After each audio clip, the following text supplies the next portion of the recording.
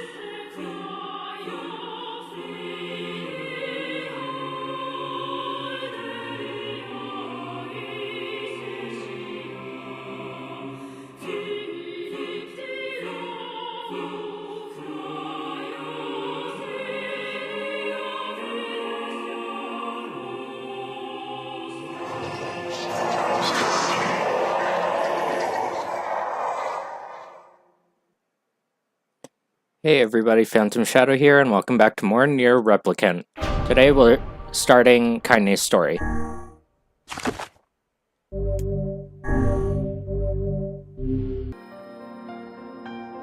Whenever I interacted with Kaine, I was reminded about something from my past.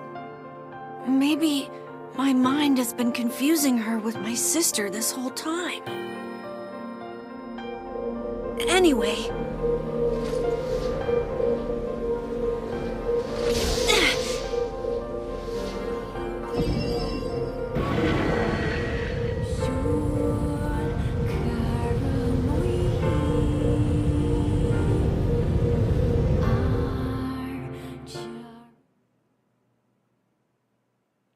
Kaine's dreams. Discrimination. The sound of rain filled the village. The steep cliffs that surrounded the area magnified the sound, causing even the slightest drizzle to rattle like a thunderstorm. Thin wisps of smoke streamed from huts as the villagers huddled in their homes and waited out the rain. A single child, however, had braved the downpour and was now wandering slowly towards the wooden hawk-shaped weather vane at the center town. The wanderer reached the vane, which had existed for as long as any could remember, and stared. The child's face was simultaneously delicate and fierce, like a teacup that had survived a shipwreck. Those traits combined with a pale white skin to give the face of almost sexless quality. If the beak turned east, I go home. If it stayed west, then I... The child blinked. Rain dripped down the young one's short hair and began its long descent to the ground. Come on. Come on. The The child felt a slight breeze as they watched the vein slowly creak to life, spinning this way and that for a moment, till it finally settled with a beak pointing firmly towards the east. East? Really? Before the vein could move again, a jagged rock came spinning and tumbling through the air, striking home against the child's head. The force of the blow dropped the child to the ground as hails of stones began to fall around. Oh no, they found me. A heartbreaking smile crept across the child's face as stones continued their assault. The rain. The sound of the multiple footsteps grew louder before a voice rang out.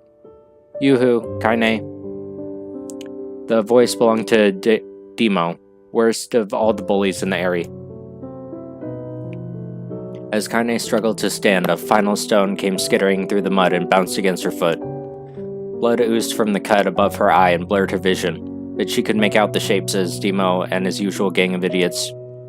The boy seemed taken aback for a moment by Kaine's unseeming indifference to the blood dripping down her face, but quickly regained his bravado.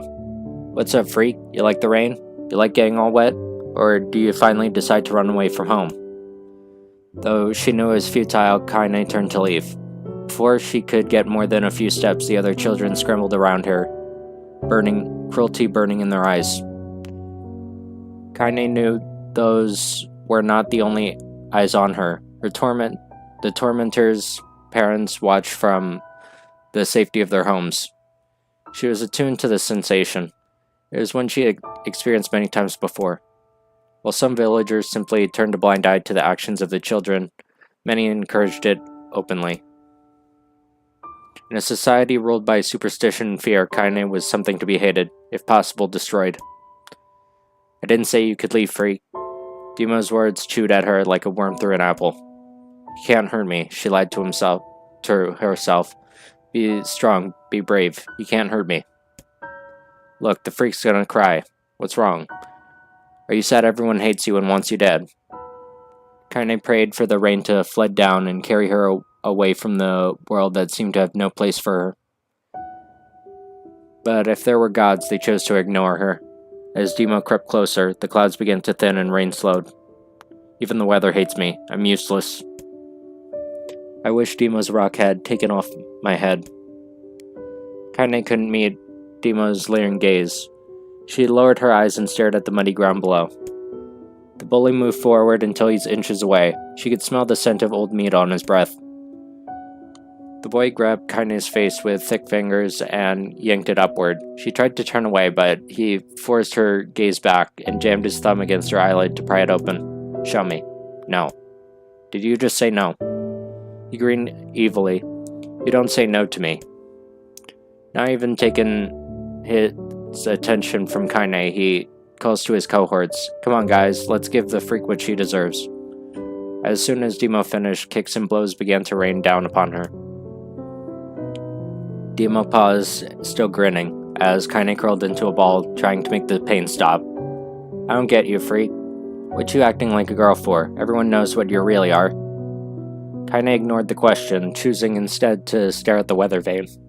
It continued to point east, as if supremely confident about the future chosen for her.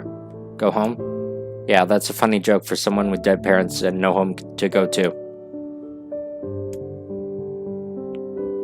Kaine closed her eyes and listened to the rain, waiting for the pain to start again. As the clutching hands of the village children closed around her, she bent her mind to the sound of the rain, letting it become her entire world. The rain fell. The pain never came. Only when the laughter of her tormentors turned to terrified cries she opened a single blood-caked eye. She was shocked to see Demo sprawled out on the ground, holding his head in his hands, screaming in pain. She could see the blood welling from the spaces between his fat, twisted fingers. Oh my god, he's crying. Actually crying. Deprived of their leader, the other children glanced back and forth between themselves, as if waiting for someone to step forward. No savior emerged. They began to uneasily shuffle away from Kaine. But the young girl was the least of their concerns. Instead, their attention was wrapped on an ancient woman standing a few feet away. After struggling for breath for a moment, she began to speak in a thick voice with rage. It's like a bitch, don't it? Now I suggest you scatter before I throw another one. If any of you little bastards touch my Kaine again, I'll do far worse than throw a rock. You can count on it. The old woman crouched down and gently touched the hand Demo was using to cover the wound. Before he could think to protest, she ground her palm into the wound and twisted back and forth. Ow, stop it, what are you doing? Quit whining, ain't nobody died from a scratch. You hit me with a rock, a big one, that could have killed me. The old woman shrugged. Death is the best cure for stupid. Demo's face twisted with rage at her words. Locking his eyes on Kaine, he stepped backward and spat on the ground. Get out, leave the village, no one wants you here, either of you. Seeing the old woman grab another stone, Demo and his companions turned tail and ran. As they fled, the old woman grabbed her aside and barked out a single laugh. Ha, look at that fat boy go. Guess he was healthy enough to run from a fight. The old woman's smile faded as she turned her attention toward Kaine. Kneeling down, she removed her shawl and placed it around the girl's shoulders, then produced a cloth from the folds of her dress and began plaiting at the blood on the forehead. Kaine, why didn't you fight back? You're a lot stronger. The words of her grandmother stung Kaine and she turned away. Don't be nice to me. I don't deserve it. Nothing matters. Her tears, held in check for so long, finally began to fall on the muddy ground. Everyone hates me. They think I cause bad things to happen because I'm a freak. I wish I was dead. As Kaine's tears turned to sobs, she felt her grandmother's hands on her shoulders. Despite her advanced age and diminutive size, she was a woman of surprising strength, and Kaine found herself unable to turn away. Don't talk like that, girl. It's a river wide and deep that flows between the realms of this world and the next, and grants no mercy to any that attempt the crossing. You got a duty to fight until your last breath. Understand?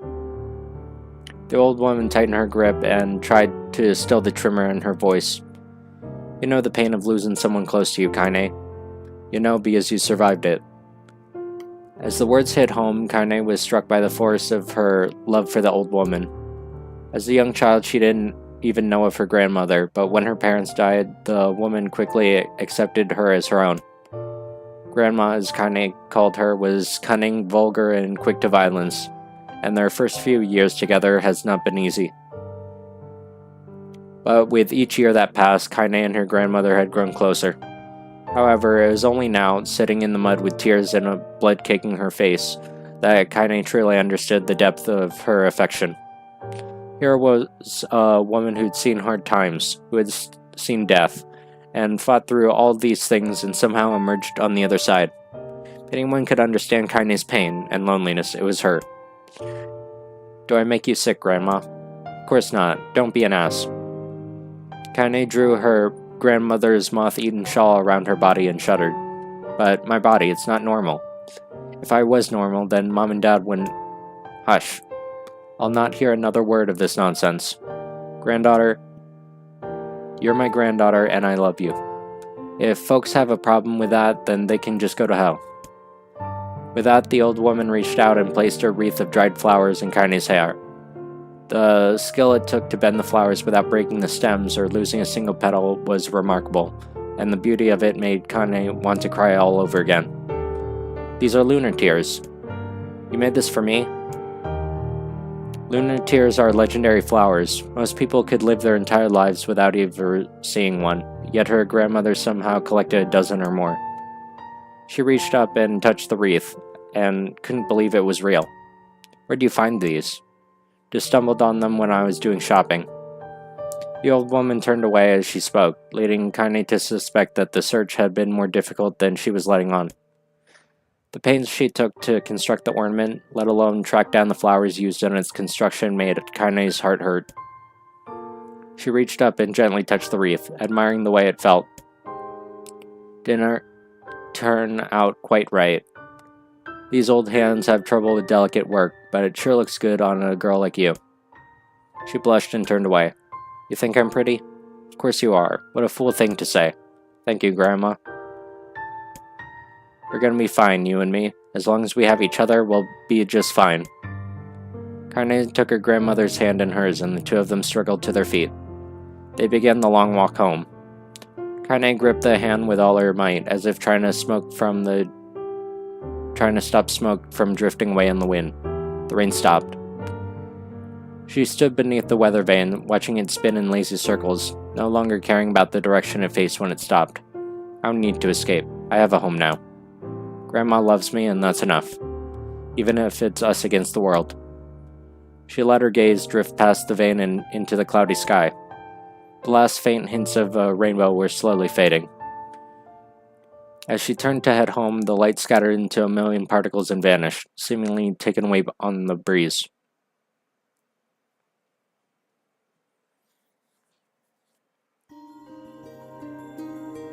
In the distance, Kaine heard the steady sounds of an axe striking wood. The noise had purposeful quality to it, as if she was hearing a master woodsman go about his work. The firewood being produced, however, was as far from work as art could be. Pieces of every shape and size began flooding about the barren yard with wild abandon. Anyone trying to stack such wood would probably die of frustration before the job was through. Stupid piece of shit axe. Kaine's grandmother flailed away with the axe, filling the air with both splinters of wood and words that could make a sailor blush. Grandma. That you, Kaine? Taking her eyes off the wood for a moment. Don't get too close, or it might take your goddamn foot off by mistake. She brought the axe down on a piece of wood, sending chips flying in every direction. One spun past Kaine close enough for her to hear the whistle, at which point she decided to step back. When she scuttled to a safe distance, she cupped her hands around her mouth and shouted, Grandma, do you need help? I can get you water or lunch, or a new axe or something. The axe poised to strike another wobbly blow paused in midair. The old woman considered her granddaughter's offer for a moment, then smiled.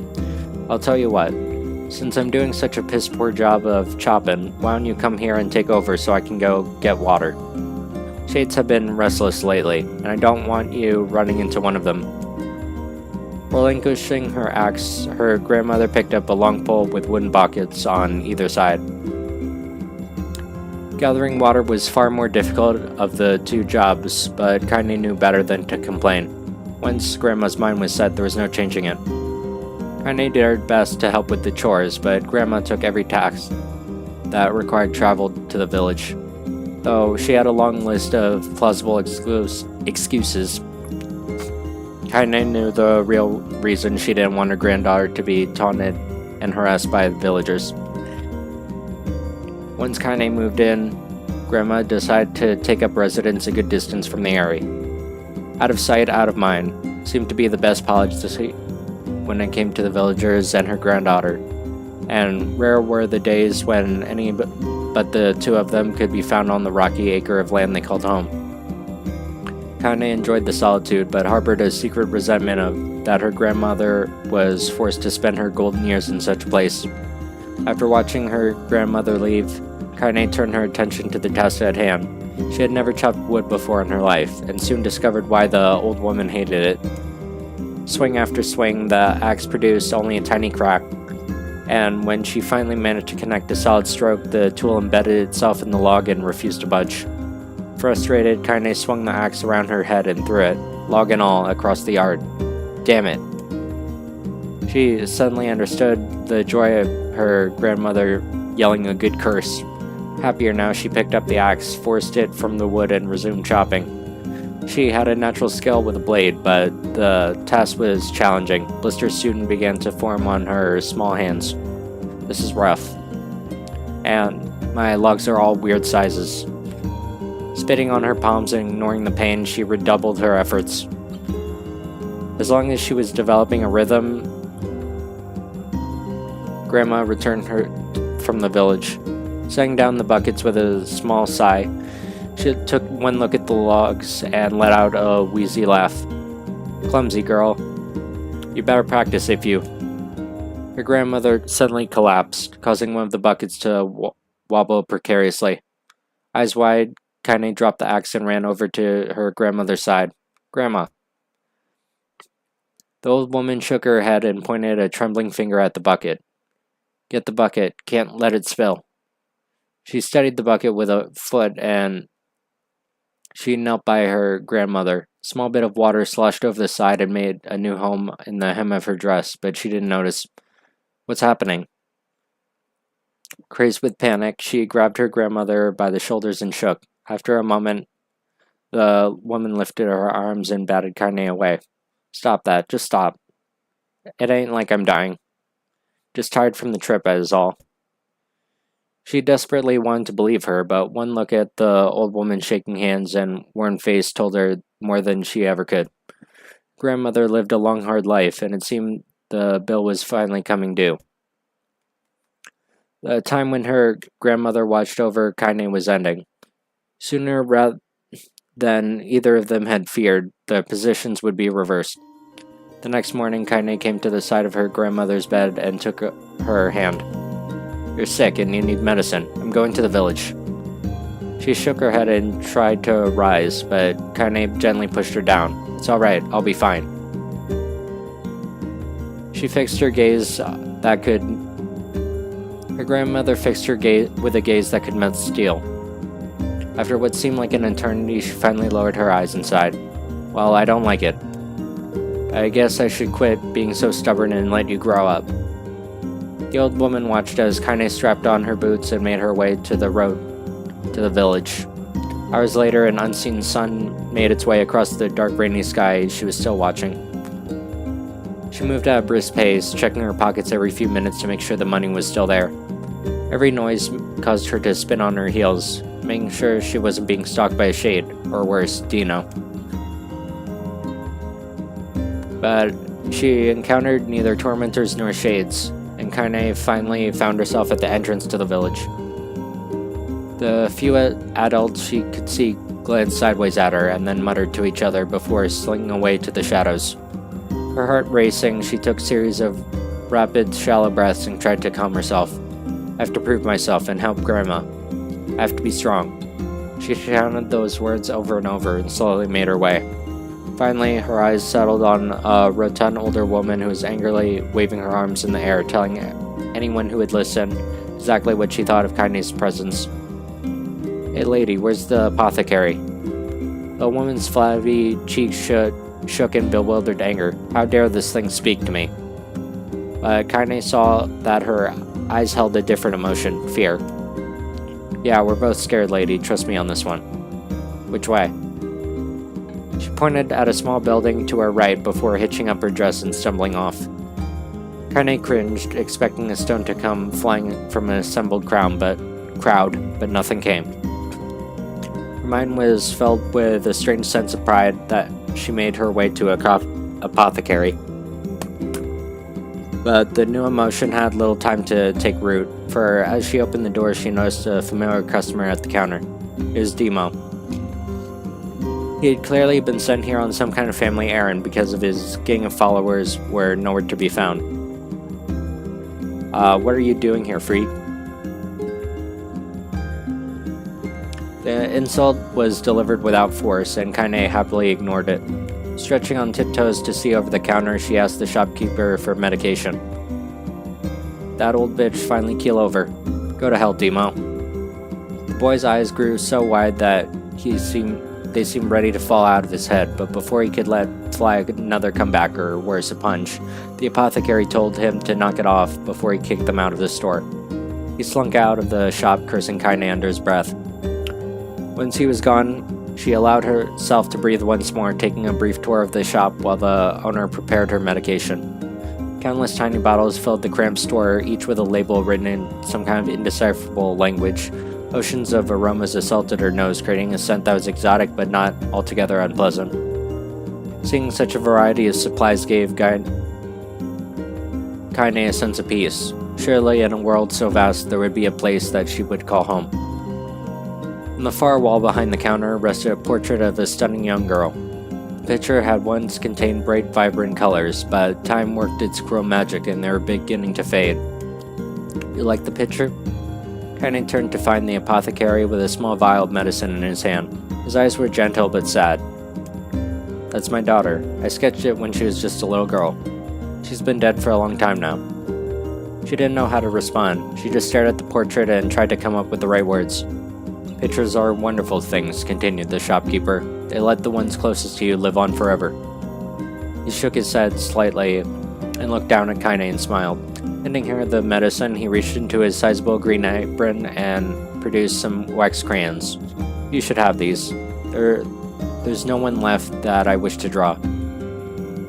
Kaine took an instinctive step back, causing the shopkeeper's face to darken. Yes, I heard the rumors about you. It's a small village and word travels quickly. Between you and me, I'm not sure which of them to believe, but I also don't think they matter much. I know your grandmother, Kali, and I think the way she was driven out of this town was just deplorable. Grandmother's name was Kali?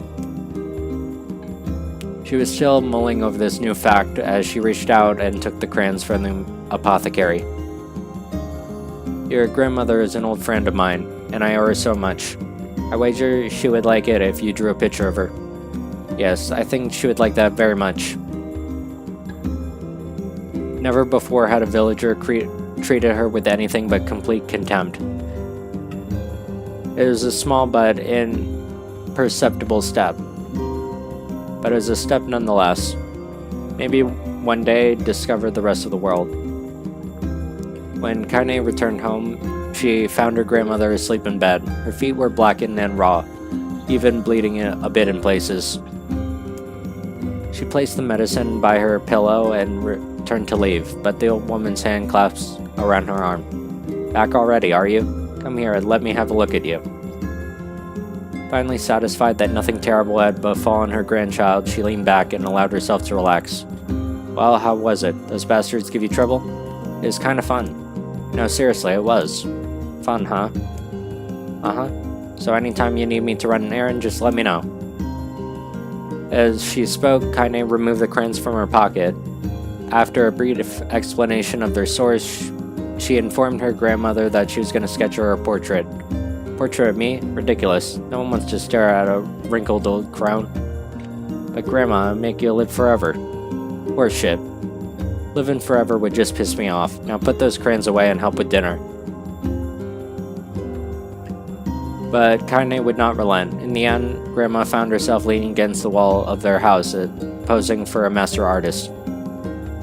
She took up the crayons and eyed her subject carefully and set to work. Just as her grandmother was about to nod off, Kaine finished the piece. After staring at it for a bit, she released it from her grip and let it slowly drift to the floor. It's terrible. Doesn't look like you at all. Sorry, I thought these crayons would, make drawing easy or something. Let me be the judge of that. Ignoring the pain of her back, she reached for the paper. The sketch could have been a person's face, but it also could have been a boulder, or a lump of clay, or a misshapen loaf of bread. The old woman stared at the picture for a long time and wheezed out a laugh. Oh, Kaine, you truly are my blood. You're as clumsy as me and I love it. But, hush, I won't hear any more bull about how ugly you think it is. It came from the heart, and I'll treasure it always. True to her word, the old woman gave the picture a place of honor above the kitchen table. In the days that followed, Kaine would often catch her staring at the portrait with a strange smile on her face, an action interpreted as a silent mocking laughter.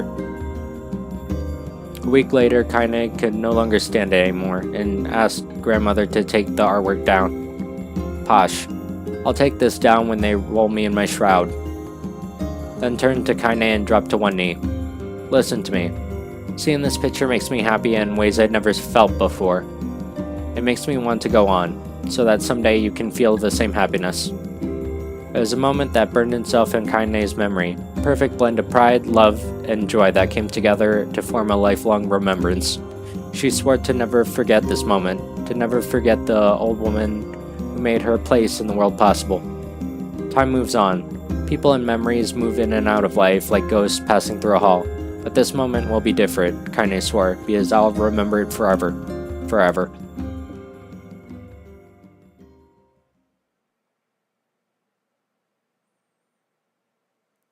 Kaine listened to the sound of crackling firewood and stared at a black object on her plate.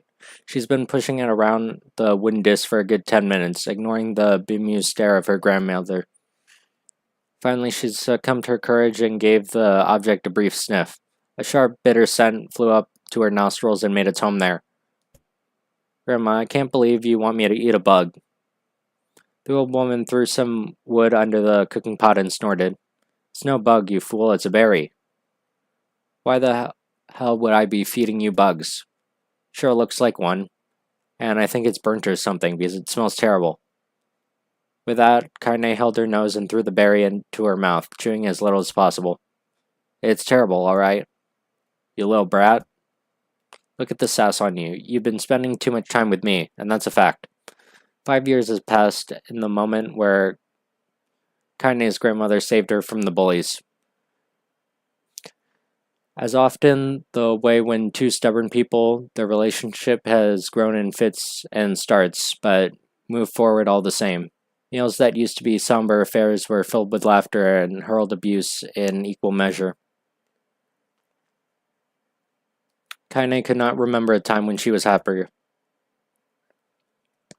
As years went by, Kaine started to shoulder more and more of daily responsibilities.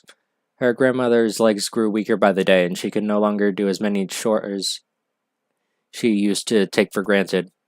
So this morning found Kaine lacing up her work boots with a breakfast of burned berry rolling through her belly. Where are you going today? She looked up surprised. The old woman rarely asked for specifics. Well, I was going to check out the kelma trees and see if they were ripe. I thought we could make some jam or something. I'm going to pick up some flagstones, so I need the wheelbarrow. Flagstones? What the hell for? She stared at her grandmother and held out an arm and swept it around the house. Constructed mostly of cloth, rope, and rubble, the old place sagged like a boxer in the final round. Grandma, a dying cat could chew through this house. Gonna build a stone wall so we have some protection. She laughed, exposing her toothless grin to the world. Goddamn. If a bunch of thieves want to ransack this old place, let them come. We got nothing worth stealing. I'm not worried about thieves, I'm worried about shades. People saw one west of the village yesterday. She tilted her head and stared at her granddaughter. Well, shoot. I don't know why you have to do it today. We can worry about some other... Grandma, no. If I don't go to the kelma trees, we won't eat tonight, you know that. Confused expression passed across the old woman's face, and for a moment she saw a small child lost at a carnival. Yes, of course you're right. I'm sorry, Kaine. Seems my mind is... She didn't finish the thought, instead walking over to her nightstand and gently taking the wreath of lunar tears. The flower petals aged to a brilliant whiteness, and Kaine thought it was more beautiful now than the day she first received it. You're gonna be a true woman soon, so that means less chatter about shades and building defensive walls, and more talk about how beautiful you've become. Annoyed, Kaine reached to remove the garland, but the look on her grandmother's face stopped her. You're a beautiful thing and ain't another like you in the world. I'm proud of you. Okay, Grandma, enough with the compliments for the day. Such a mouth on you. Where did that come from? Gee, I wonder. I'll teach you to sass me. Suddenly lurched forward and grabbed Kaine by the ears, pulling her across the room. Grandma, stop it. What the hell? The old woman stared at her and blinked, then slowly held out her hands as if it's the first time she'd ever seen them. I don't know what happened there. Sorry, sometimes my mind just... Listen, maybe I should stay home after all. No, I won't have you stay here and keep an eye on an old codger like me. Go get your fruit and your wallet and whatnot, I'll be fine. When you come back, I'll have a grasshopper dinner for you. She rolled her eyes and kissed her grandmother on the forehead, ready to depart. She could feel the old woman's eyes watching her as she moved down the path. Don't turn around, she told herself, but in the end the temptation was too great. She spun on her heel for one final look at a small bent woman standing in front of the ramshackle with a sad expression. God, she looks so old now. It's like the wind could reach down and just carry her away. Worried about her grandmother all day, causing her work to suffer. What little fruit she could collect was tossed carelessly into the wheelbarrow, and she only found a couple of stones before losing interest in the project. Finally, dusk approached, and she decided to call it a day. Cursing herself For a lack of focus, she pushed the nearly empty wheelbarrow back down the path. As she crested the final hill, she froze in place. The wheelbarrow fell from her fingers and collapsed on its side. A few pieces of wrinkled brown fruit rolled down the hill. Her gaze was transfixed by a small black cloud hovered just ahead. Tracing its path, she felt a knot in her stomach. Oh gods, no. Her grandmother's house was ablaze, the flames licking up as if trying to touch the sky itself. Grandma! She moves faster than she ever moved in her life, once tripping on a stone and went sprawling onto the rocky ground. But she picked herself up and kept running. Her mind began to race in time with her footfalls. It's too dark. Not just the fire. Can't be fire, it's too much smoke. Gotta save her. She burst into the front yard and came to a sudden halt. What was there was the inky blackness of an enormous shade. The massive creature supported itself on 3 twisted feet and achieved balance through means of a large armored tail. Some kind of random chaotic pattern giving it the appearance of a lizard, designed by some insane god.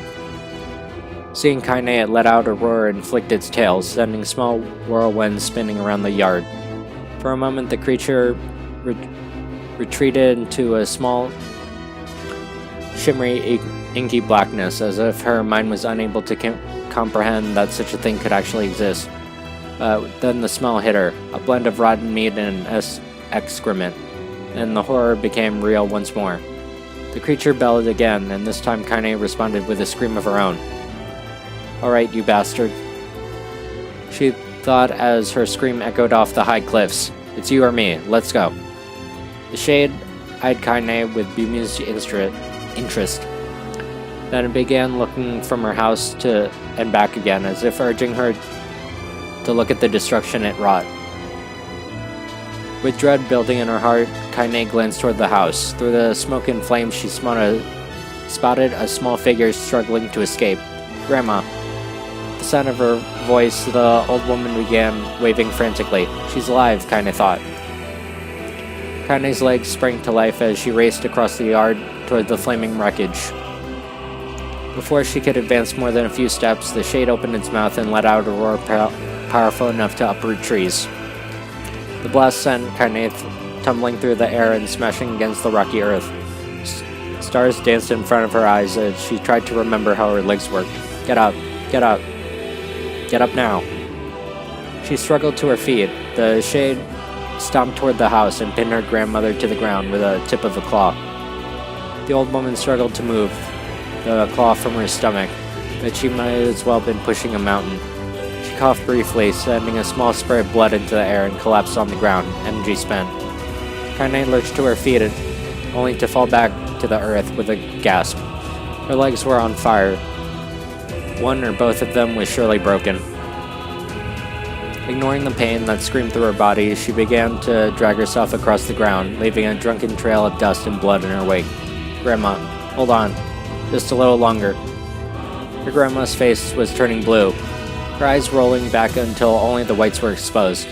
She pulled herself across the ground with maddening slowness. The distance seemed to increase every second. The shade glanced between the two women and flicked its tongue. Bastards laughing at us.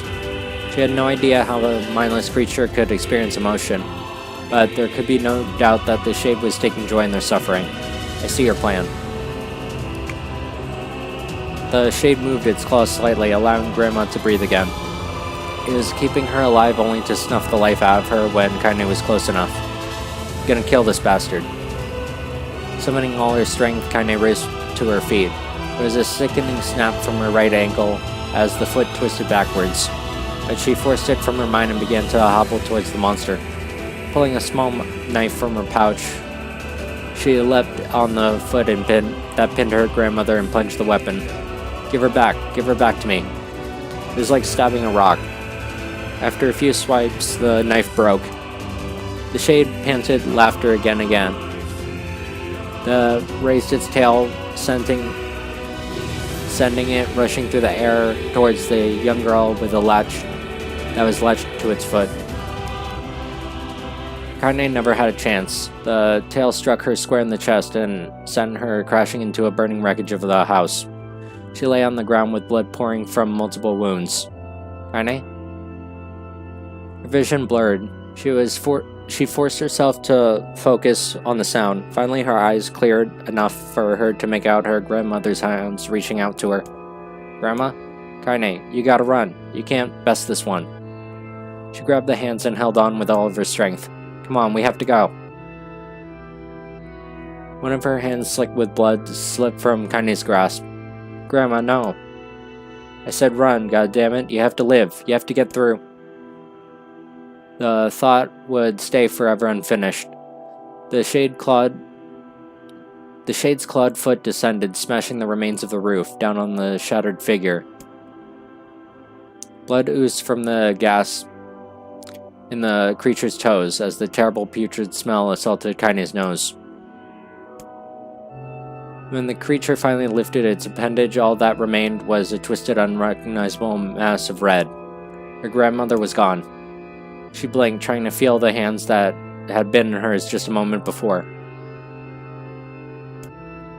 Memories flashed through Kaine's mind one after another, faster and faster. She screamed, then a thunderous sound echoed off the cliffs, that seemed to roll away forever. The shade eased forward, black ichor pouring from its mouth. Kaine's body slowly rose, as if controlled by a mad puppet master, yet somehow she managed to stand. Staring at the shade, her eyes began to glow with a deep red fire. The creature, so confident just moments before, took a slow step backward, as if trying to discern this broken human could possibly pose a threat. She seized the moment, laughing like a madwoman, leapt into the air and plunged the shattered hilt of her knife deep into the leg. The shade shook Kaine off like a fly, sending her crashing to the earth once again. Moist sounds of pain echoed through her mind. Something warm and thick oozed from her ears. Is that blood? I think it is. I think I'm bleeding to death. No, I can't die. Grandma told me to live. Deep inside her mind, something finally broke. The sound, the pain, the smoke and flames, all of it faded away until all that remained was a single incantation repeated over and over again. Kill it. Kill it now. As the spark that was Kaine slowly flickered and died, she felt her desire to kill and desire to live blend into one. The distance between heartbeats grew longer and longer.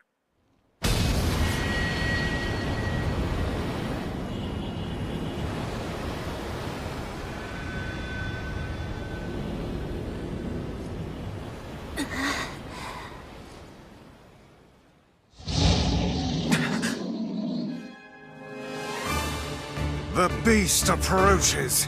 Oh, I know.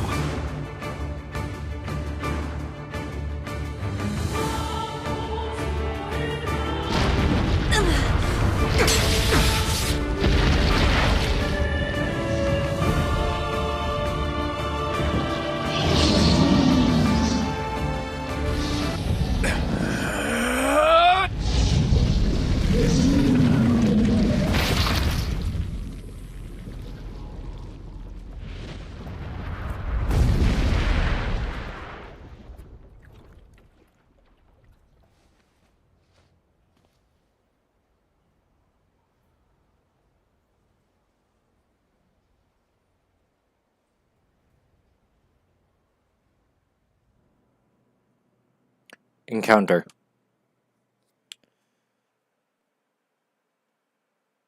Gently, weakly, softly. The shade, sure that its tormentor was dead, turned and stomped off towards the horizon, stopping along the way to bellow a final roar. Couldn't kill it. Shame beyond imagining, Kaine tried to turn her head to the side, only succeeded in coughing a huge gout of blood. It was getting difficult to see, and only after a moment of fierce concentration she did realize that her left eye was gone. Laughing to herself and turned her remaining eye to the ruins of her home, she noticed a ragged stump of an arm resting a few feet away. Yeah, that's mine, she thought with a mad giggle. Really gonna make clapping a real bitch. Ha, cried a sudden voice from the depths of her mind. Finally gonna die, are you? Well, you had it coming. Go to hell, Demo. She thought at the unseen assailant. Go to hell before I pluck out your eyes. The voice of her childhood terror evaporated into smoke, only to be replaced by another more recent voice. Hold still, said the apothecary, materializing from the ruins like a ghost. I want to draw you, so you can live forever. No, stop. I don't want to live forever. I want to die right here. I see. Well, if that's what you want. The shopkeeper fluttered in and out of existence for a moment, and then produced a piece of paper and sketched quickly. After a few seconds, he turned the page to Kaine and smiled. Since you rejected my offer, I decided to draw somebody else. There's a picture of her grandmother, real as life. She opened her mouth to thank the man, but stopped as the picture began to blacken in the middle. Before she could say anything, dozens of multi-legged insects began to swarm across the image, tearing it with sharpened pincers. Don't hurt that picture. She reached out and waved futilely in the air. To her surprise, the insects fell off the picture to the ground below, where they vanished into tiny tendrils of smoke.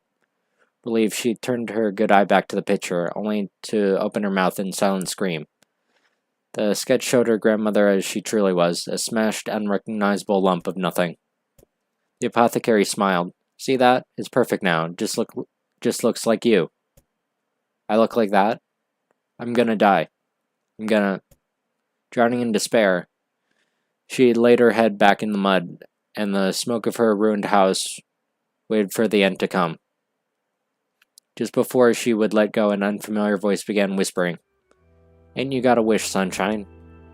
The voice was vulgar and fierce at the same time, as if insanity had found its way to take form. She wanted to scream at the voice, crawled under her skin, but her lungs refused to work. You know, a wish, like a prayer or something? Why don't you get on your knees and start praying to heaven? Please, invisible man in the sky, save me. She finally resorted to shouting at the voice in her mind. I don't make wishes. They don't come true for me. I'm a curse. I should be left to die. The other voice boomed in her ears. Oh God, you're the best. She glanced down and saw a black shiny substance from her legs. She tried to brush it away, but her remaining arm would no longer respond. The substance crept around her and then began moving upwards to the rest of her body. Is this death? Is this what it's like? Or is my mind just losing it? She could feel the slime oozing upward, feeling the hot searing pain left in its wake. Whatever else might be happening, she was still alive, and the thing's real. Come on, let it go. She tried to ignore the voice and concentrate on the pain, but the newcomer would have none of it. Don't ignore me. You're ready to give up, ready to die, so why not just let me have it? Have what? Your body, come on, give it to me. The voice paused as if licking its lips. When it resumed, it was filled with mad, unabated joy. I want to take your hands and use them to choke the goddamn life out of people. I want to tear out their throats and bathe in blood. In response, Kaine lifted her head and vomited. Are you a shade? Yeah, maybe, what of it? The slime reached her face, crept up past her nose, and slowly oozed into the socket of her missing eye. The moment it touched her brain, Kaine was struck by the most powerful sensation she ever felt in her life. She wanted to scream with delight, but she couldn't. All she could manage was a whimpered moan. Feels good, doesn't it? I know how to please the ladies. Give me that body. Come on. It's a fair trade. As she watched, it grew longer and thicker, taking the form of her missing arm. I can see better. My eye is growing back too. The slime reached up to envelop the rest of her face, but she managed to brush it away. Stop. What the hell? We had a deal. I thought you wanted to die. Grandma said I can't die yet. A brief image of her grandmother, bloody and broken, flashed before her eyes. That shade killed her. Her whole body was quaking with rage. That thing took my grandmother, and I have to kill it before I die. She glanced down and saw a mysterious pattern, the pattern of the shades, burn itself into her arm. Well, I'll be damned. Look at that. I think you and me are gonna be good friends now. Gotta stop. She's holding her left arm in her right. Kaine took a deep breath and tried to calm herself. Come on, don't fight it. Hate is my favorite dish. Let go. Feel the anger. Burn with the fire of revenge. Thirst for blood. Shut up. Get the hell out of my body. Your body? Oh, that's real rich. Look, why don't you just, shut up and die so I can have this body all to myself. I bet those buddies of yours in the area would love to see you dead. She grabbed a nearby shard of glass and tried to saw off the shade-infected portion of her side. Before she could, the darkened left arm grabbed her right wrist, crushing it. Stupid girl, you're possessed now. Ain't no going back. A long wail that seemed to go on without end. Possessed. Yeah, possessed, you and me. We got what you might call a timeshare arrangement. Remember how folks used to think you were a freak? Well, wait till they get a load of you now. She looked up with tears in her eyes. The sky seemed smaller and darker. Is that because of the shade? Is that how they see the world? Listen, I know this whole possession thing is a bit sudden, but it ain't all that bad. There's plenty in it for you too. I'm a powerful creature, and that power belongs to you. You got enemies, people to kill? I can make it happen. That little fat kid who is picking on you? That big old shade who wanted to squash your granny? Well, wrap them up in their own asshole. No more abuse for you, sunshine, no more pain. You're a shade. Why would you help me kill another shade? What do you think, I'm some kind of racist? Kill slob? I don't give a goddamn who you murder, honey pants. Just wanna drink from the well. The smoke from her house was drifting away in the wind, and she enjoyed the cool evening breeze on her new left arm. After a long pause, the voice spoke up again. So how about it? You and me? Good times? Look, even I'll take care of the bloody part if you don't want. Fuck off. I'll handle the killing. Look at you go. This is gonna be so much fun. Listen, my name's Tyran. If you ever need me, I'll be hanging out in this place of meat you call heart. Now get to it. The more you kill, the more your heart turns rotten and sour. I like rotten and sour. Yeah, I think this can work. I'm gonna find that shade and strangle it with its own guts. And when I'm done, I'm gonna do the same to you, Tyran. Count on it. A shit bigger than you, so good luck with that. One more thing. Right now, you and me are sharing this body. But if you ever run out of hate, if you ever, go soft, I'm gonna take over. So keep on killing and watch your back. The voice grew fainter and faded away, fading to somewhere deep inside Kaine herself. She waited to see if the voice was gone, then waved her new left arm a few times. Feels perfectly normal. Almost feels like mine. Desperately, she began poking and prodding at the new limb, determined to find something wrong with it. She didn't want it to feel normal. That would mean the creature inside her had already won. Not a shade, I'm Kaine. Repeating this mantra, she began slowly digging through the rubble of her house. Finally, after what seemed like an eternity, she found what she was looking for. The wreath of lunar tears. She'd been through hell and back, and the garland petals were bright as ever. She started placing it in her hair and slowly lowered the wreath and stared at it. Sorry, Grandma. I don't deserve to wear this anymore. I'm possessed and corrupted. This time, I don't think there's any going back. Holding the flowers to her heart, Kaine fell to the ground and sobbed. The night gradually lightened to dawn as the people of the area rose to their daily lives. She remained in that position as if tears could somehow wash away the horror that was now infecting her world. Alive! Stay alive! Stay alive! Grandma. Kaine, you gotta live! You gotta come back to us!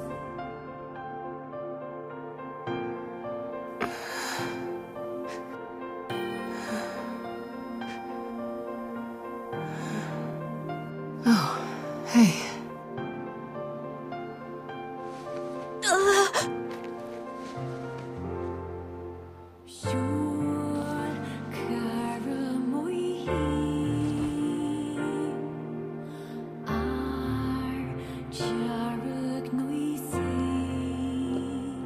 Emil, you were the one calling me, weren't you? You still recognize me? Of course. I knew you right away. Thank you, Kaine. Welcome back, Kaine. Wow. You grew up. So, how long has it been? 5 years.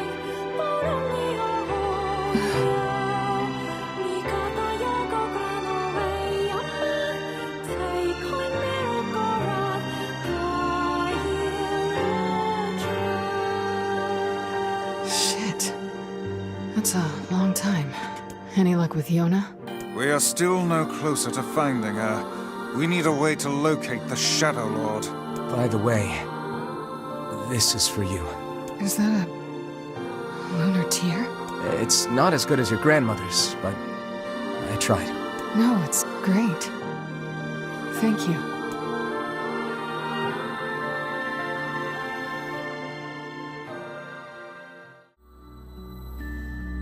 I didn't get much sleep that night.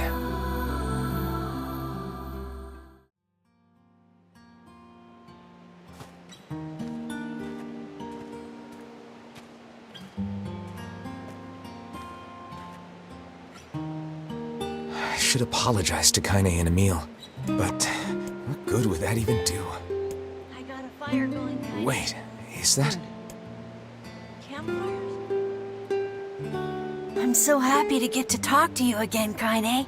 Yeah, me too. I tried everything I could think of to save you, you know. I polished you with a special cloth. I poured warm water over you. Wait, you poured water on me? Yeah, but it didn't really do much except make you all shiny. Hey, Emil. Thanks for saving me. I guess you noticed how I look different now. I'm sorry, Emil. I'm sorry for all of it. Well, I mean, this new form isn't all bad, you know? At least I can look at you when we talk, right?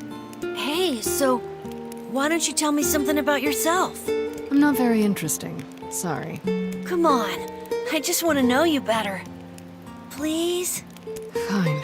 This all happened when I was a kid. Before the whole shade possession thing. My body is... different. And when the villagers found out about it, they started treating me like a freak.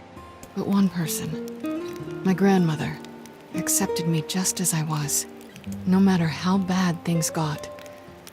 She gave me the strength to keep going. She's really special to you, huh? Yeah. Oh, hey! That gives me an idea. Since we cured your petrification, we should start looking for a way to cure your possession in my body. I know we can do it if we all work together. Heck, it'll probably be super easy. Let me guess. More warm water? Okay, can we just forget I told you about that?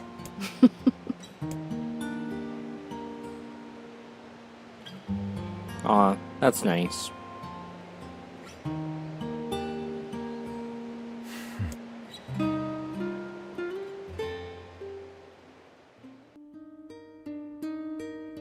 Sleep well? Sure. And yet your red eyes tell a different tale. Don't be so hard on yourself, lad. I need to go see Devila and Popola. Very well.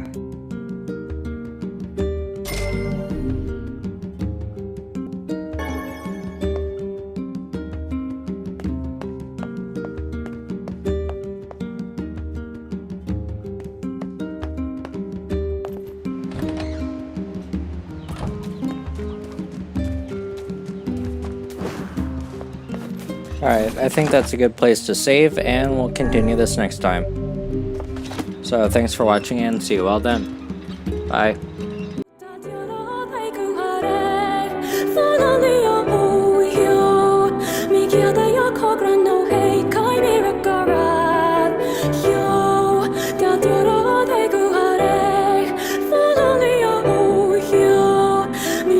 Yo,